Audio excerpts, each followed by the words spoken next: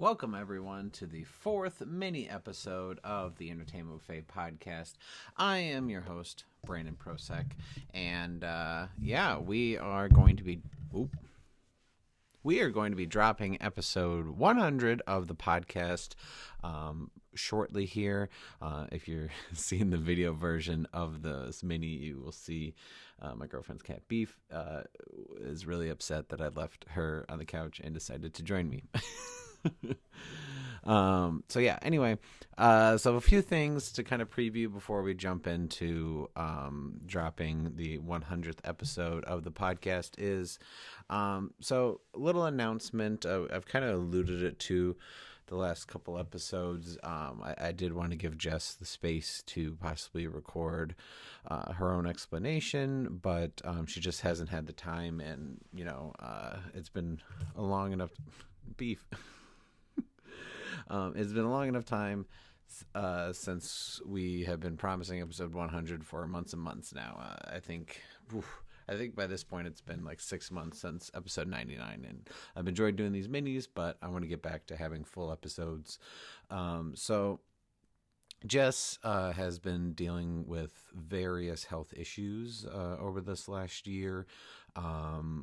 Some migraine related, some stuff that just really has impeded the ability to enjoy, sitting and talking with a screen for a long period of time, which if she's not going to have a good time, I don't want her to do the podcast. The whole point of the podcast is us to have fun, and right now she's just kind of going through some things and also working on a new position she just got, so congratulate her on her new job if you follow her on social media. So she just decided that for now she doesn't want to keep everyone waiting, and she doesn't want to fully commit to the podcast at this time, so she is stepping away. It's not a permanent thing. It doesn't mean she can't still come back here and there when she's feeling able. Coming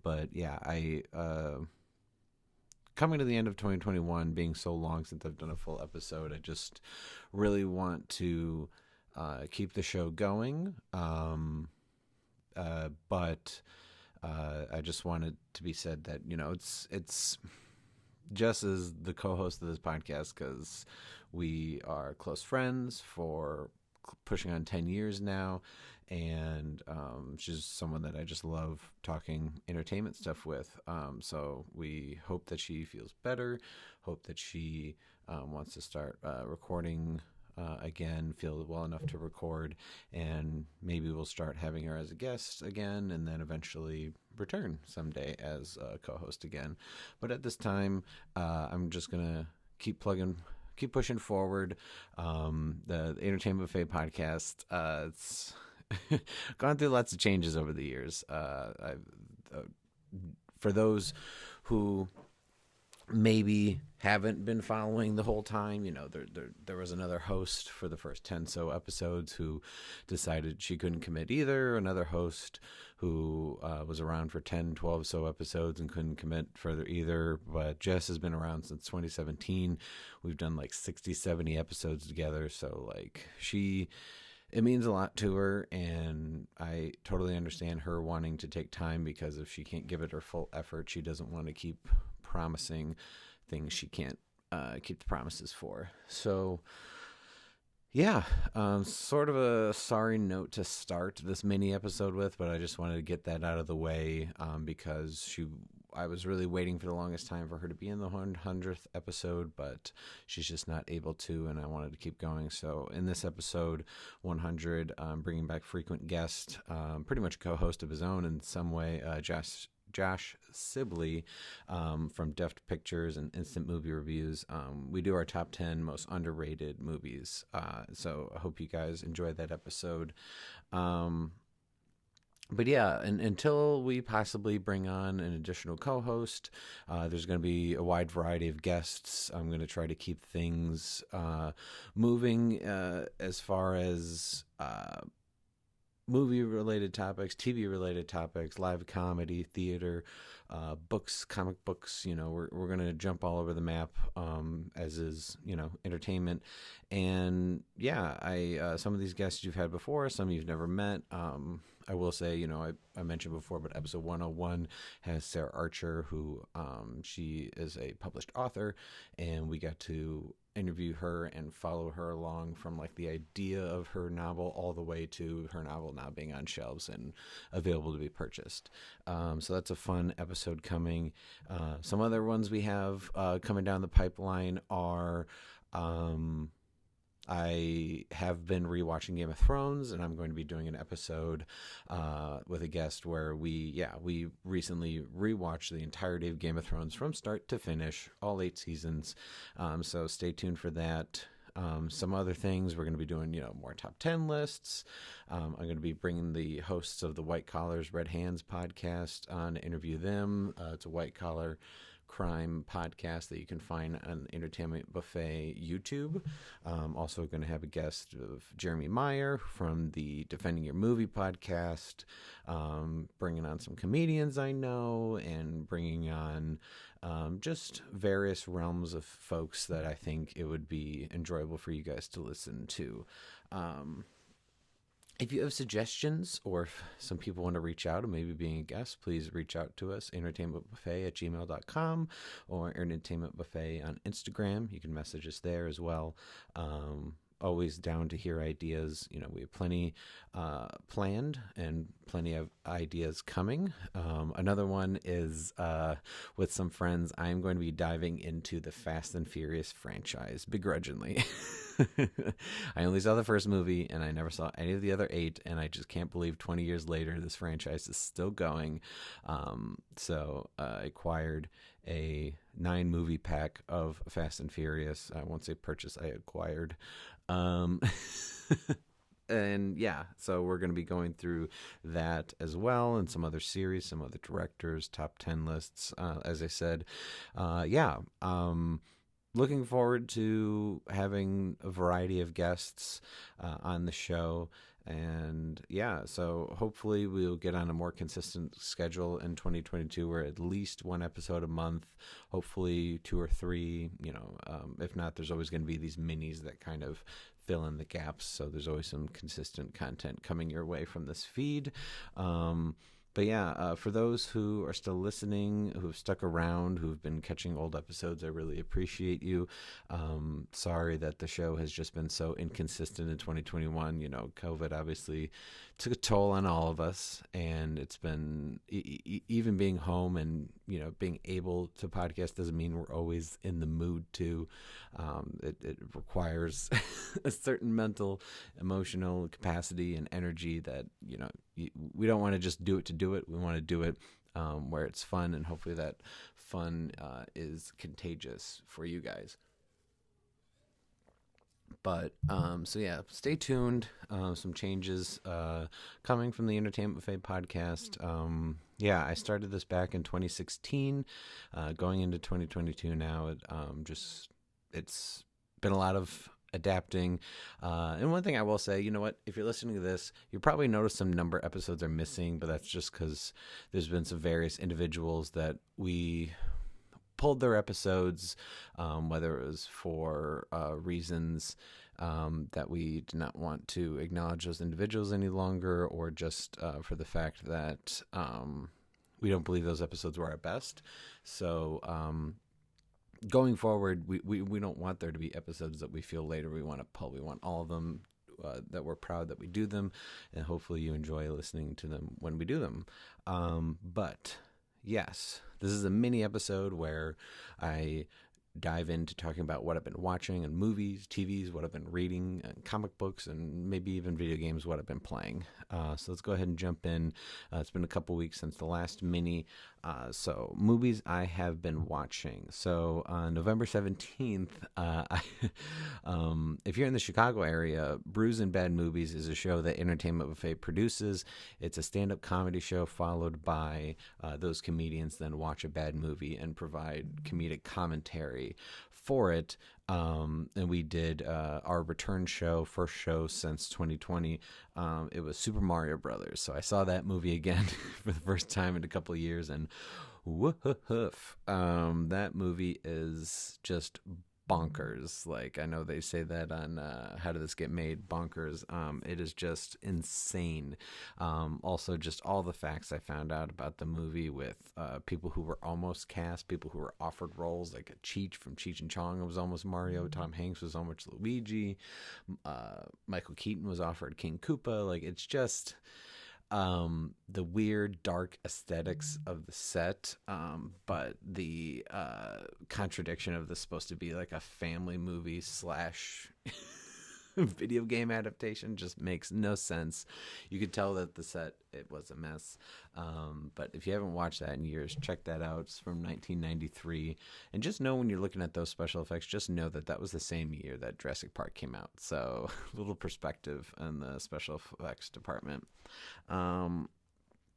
Another 90s movie that I checked out for the first time was Stargate. The original Stargate I had never seen before. I'd always heard about the TV shows. I'd always seen ads for the TV shows. I think there was a certain show I used to watch on Fox that like Stargate was always after or before, and I just never actually watched, but I've seen and surrounded Stargate, but I didn't know anything about it besides that there was like a big portal looking thing. But I watched the original movie with Kurt Russell and James Spader. It was fun. Yeah. It's interesting how it's like a sci-fi movie, but most of the movie is like in the desert, so it's sort of like a weird like Star Wars meets Lawrence of Arabia kind of deal. A lot of fun though. Totally understand why it spun off into its own franchise and has a huge fan base, because I see the possibilities with the franchise. Also recently saw on Netflix Holidate. It's a really, really cheesy rom-com that my partner and I threw on because sometimes you just gotta laugh at bad rom-coms. And this one, pretty straightforward. Has a gimmick about how some people like to bring a date around the holidays, so these two decide to be each other's holiday. So they hang out every holiday, and of course, like you can tell in the previews, like they're gonna fall in love. But the execution I think was fun, more so because they randomly throw out some like dark comedy moments, and like as someone who's personally a fan and a writer of dark comedy, I really appreciated that, because I think that most rom-coms can be pretty straightforward, and this movie was something that they decided to, I don't know, go a little darker in some spots, and that was it was a fun change up from the usual rom-coms we see. Lastly, I also saw for the first time ever the 2004 film Meet the Fockers, the sequel to Meet the Parents, which, I have not seen that movie in years. Meet the Fockers, I remember seeing just trailers about it, and then it kind of just went away, and I never really heard many people liking it. I know that the sequel after that, Little Fockers, was pretty awful as well. But Meet the Fockers was fun. It is just definitely just full of cringe comedy. Like, the best way I could describe it is like those awkward interactions. If I know there's a lot of people who are a fan of the US version of The Office, but just imagine like those moments with Michael and things being awkward, but just for the entire 90-minute movie. It is just constant uncomfortable situations, constant like awkward, uncomfortable things. So if that's not your type of humor, you will not like Meet the Fockers. If you like that stuff, then maybe give it a try if you haven't. But those are the movies that I've been watching the last couple weeks. As far as TV shows, I mentioned before, I'm still rewatching Game of Thrones. We have finished season 7, and now we are about midway through season 8, the infamous final season. I'll wait to give my full thoughts on the show when I decided to do a podcast episode about that. But yeah, that's what I've been watching on TV. As far as what have I been reading, I'd previously mentioned, I read Why the Last Man, I read Chew. New series that I dove into is Saga. It's by Brian K. Vaughn, and the artist is Fiona Staples, I believe it is. Yeah, this is a book where whenever I would Google lists of like best independent comic books that maybe don't have superheroes or like non-superhero books, non-Marvel DC, Saga was always, if not the top of the list, like always in like the top 3 to 5. Like Saga is a very beloved series that Brian K. Vaughan has been doing for quite some time. Yeah, right now I am on the... Yes, I am about to start volume 4, which when I'm talking about volumes, I'm talking about the trade paperbacks that have about 5-6 issues each. So like I have read volume 1, 2, and 3.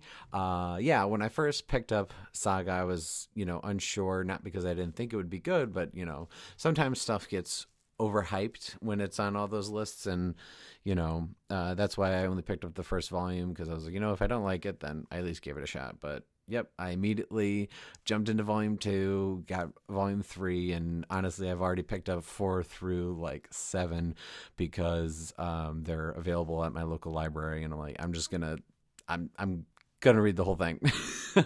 Which, for those, if you're curious of the length, for like the comic book, so it was announced, Vaughn indicated that the entire series will span 108 issues.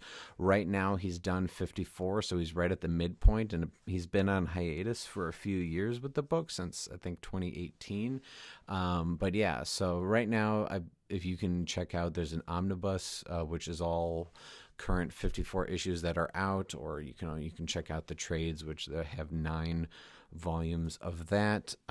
Yeah, so far all I can say is it, because I always saw it described as like Game of Thrones and Star Wars, but the story is basically these 2 alien races that are in a galactic war for generations against one another. A man from one and a woman from the other fall in love, and they have a child. It's very Romeo and Juliet, where they're on the run, with their child, because both sides of this war now want them dead, because it just looks bad when someone from Wreath and someone from Landfall are their planets intermingling.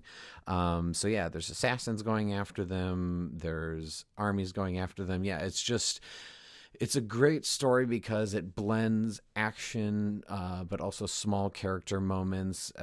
Much like what I liked about Game of Thrones, and I'm sure, the Song of Ice and Fire books, is Brian K. Vaughan has the ability to expand the world, but also introduce supporting characters that you care about.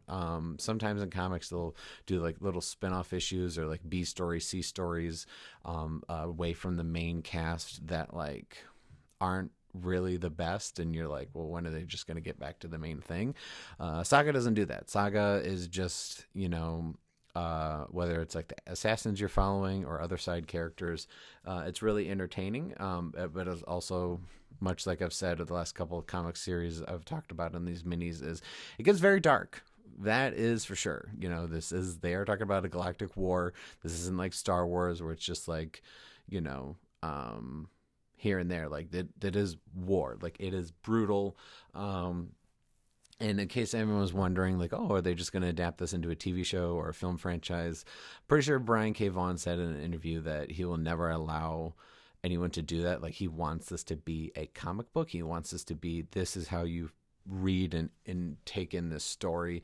So I admire that choice, and yeah, I'm excited to continue reading volumes 4 through 9 eventually, but I can say for the first 3 that there's lots of twists and oh shit moments, where like I literally am reading and to myself I'm just like, oh shit, it's Yeah, so I highly recommend Saga.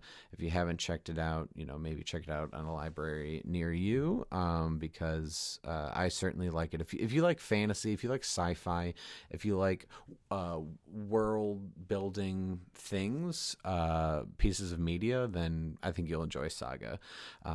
There's a reason why it's always in those top 10, top 5 lists, and those aren't lists just for non-Marvel DC stuff. Those are usually top lists for things that are just of greatest comic books going right now, but especially on the indie ones. So please check out Saga, and if you want to support a local comic book store, I always recommend that, because as someone who is self-publishing comic books, that is something that is greatly appreciated, because also I want comic book stores to stay around. And yeah, video games. I have been playing a lot of the game Rocket League on PlayStation 4. And yeah, I totally got addicted. And my partner and I definitely change up playing by ourselves or playing together as a team online. For those who don't know what Rocket League is, it's just soccer, but you're in cars and it bounces all over the wall and whatnot, and you can just fly around and do flips and stuff. And it sounds basic or it sounds boring, but it's addicting and a lot of fun. Check it out, Rocket League. But yeah, so guys, that's what I've been watching, that's what I've been reading, and that's what I've been playing lately for the last couple weeks now. And so yeah, further announcements for Entertainment Buffet. If you've been listening this far, you clearly care about what I'm saying. We'd like to announce that in January of 2022, it's actually on January 20th, 2022, Brews and Bad Movies is returning again to the Lincoln Lodge Theater in Chicago. We have not quite announced what movie or what comedians are going to be on that show yet, because obviously we have all of December before announcing that. But please stay tuned. Entertainment Buffet on Instagram or Facebook, where we'll have all those updates, or you could just follow at Brews and Bad Movies on Instagram as well for that show if you'd like to come support a live show. The Super Mario Brothers show on November 17th was fantastic. It sold out.